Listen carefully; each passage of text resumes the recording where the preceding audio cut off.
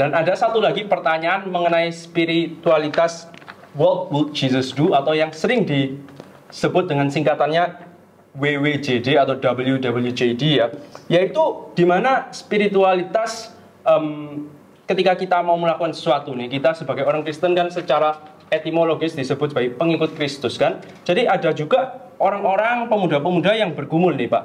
Spirit ini apakah oke, apakah berbahaya, ada tempatnya atau tidak di dalam kita mengambil keputusan? Kira-kira apa ya yang Tuhan Yesus bakal lakukan jika Tuhan Yesus di posisi kita? Apakah itu helpful Pak ya?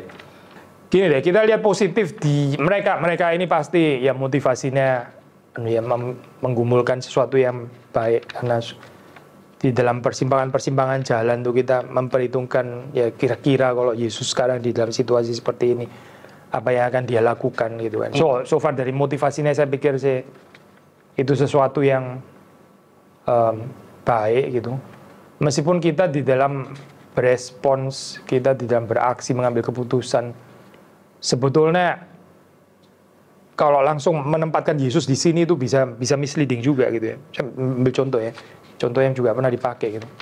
Kalau saya datang ke satu pesta pernikahan, terus kemudian mereka lagi nyodor-nyodorin minuman itu ya,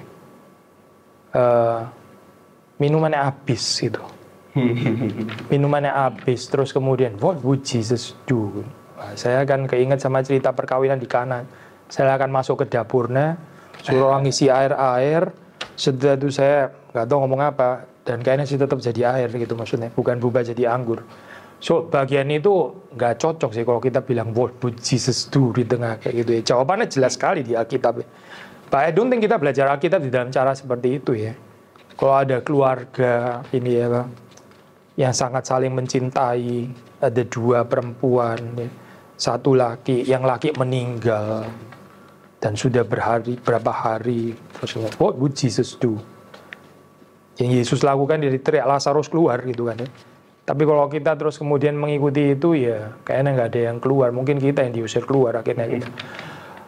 So what would Jesus itu bukan itu kali maksudnya gitu ya. Bukan itu. Tapi bagaimana kita mengenal bijaksana Kristus, mengenal hikmat Kristus, dan itu ada di dalam sepanjang kitab suci dari Kejadian sampai Wahyu gitu. Itu kan logos ya maksudnya ya. Hadir di sana. Kita melihat Kristus di dalam kekayaan itu. Lalu dari ya perangkat bijaksana yang kita terima itu kita mengambil keputusan, bukan what would Jesus do?